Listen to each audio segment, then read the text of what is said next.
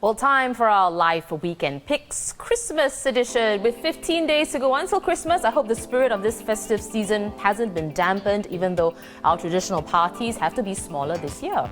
Journalist Anjali Raguraman has some ideas on how to keep the good times going over Christmas. Anjali, no big parties for Christmas, but how can families still live the holiday spirit? Yeah, as you mentioned, Christmas is going to be a toned down affair this year, naturally, because we have restrictions on group sizes, and but how people are getting around that is that they're going to start celebrating earlier. So over the course of 24th, 25th and 26th December, they're going to have smaller parties and more curated experiences. So I've spoken to a few people, and one of the families, this couple called Subhashini and Prakash, they're more used to hosting 40 to 50 people usually in their homes for Christmas. But this year they're going to be doing several parties with 5 people at a time, and they're going to have super curated menus, bespoke cocktails, and when I spoke to Subhashini, she said it helps to have smaller groups so you can have more one-on-one time, because when you have 40, 50 people over, your face time with all your guests is very minimal, and she quite appreciates that. And I think a lot of families will be doing the same this year. Right. Well, we can't let you go without talking about this element that's usually part of any celebration. I think one of Anjali's favorites as well, talking about drinks and cocktails. So Anjali, are beverage retailers seeing a slowdown this year?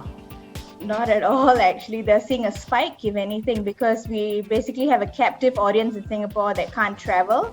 So what beverage retailers that I spoke to, and big brands, alcohol brands basically, they say that they've seen a lot of home consumption, and resulting in that they've all set up specialized shops on e-commerce platforms like Lazmall and Shopee and GrabMart, and they've seen a massive spike in that, whether it's champagne or spirits, like William Grant & Son, which owns Balvenie, Glenfiddich, Monkey Shoulder, all these whiskeys.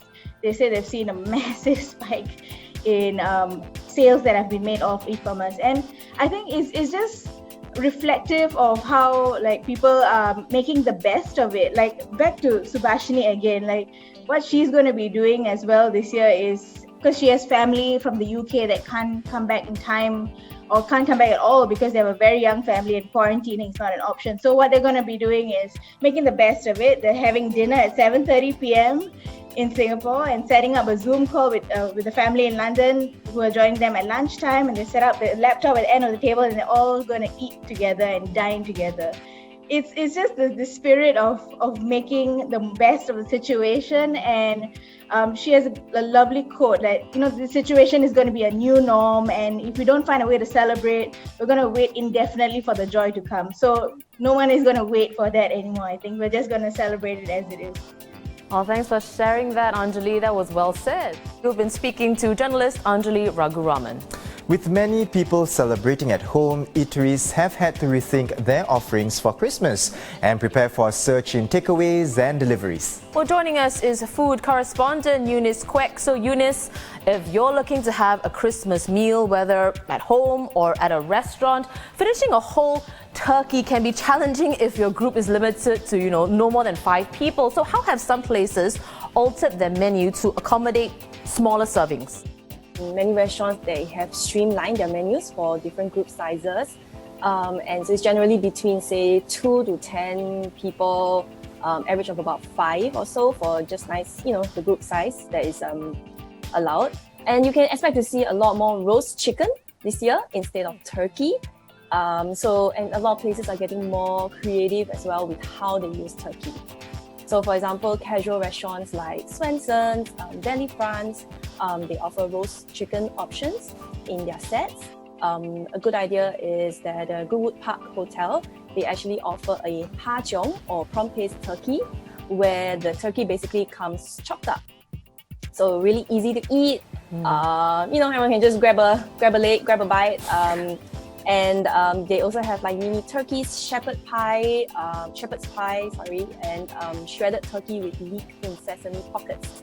So all these ideas, really good for small parties, easy to finish. So most importantly, no waste. And you can also get, to finish off, you want to have some really nice festive desserts.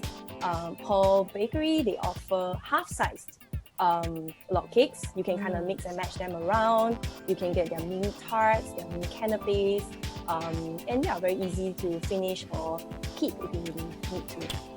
Right, so generally just smaller servings of food, yeah? Now Christmas is the season of giving. Back in the circuit breaker period, we saw many people sending food to family and friends. Is there a Christmas version of this, Eunice? Oh, definitely food gifting is the way to go this season.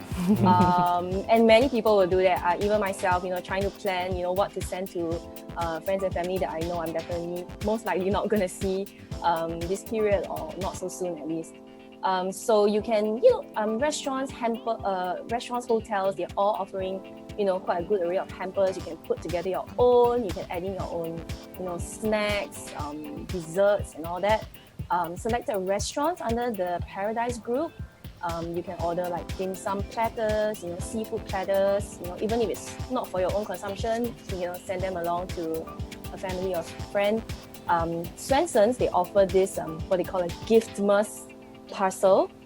Basically, it's a meal in a box with like roast chicken. You get meat platters, you get sides, and very handy, easy to eat. You get a meal, basically a good festive meal.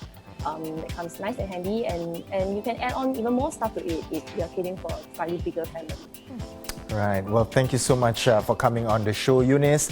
That was Eunice Quek, food correspondent for the Straits Times. Olivia, I think I know what I'm going to get for you for Christmas now. Last week we talked about the chocolatier, but hey, I guess I have new ideas now as well. All right, thank you so much in advance then. Yes. Well, look out for the live special this Sunday on Christmas without the things we're used to, like what to do since there's no caroling, and even hot, spicy recipe ideas for an alternative to the usual ham and turkey dinner.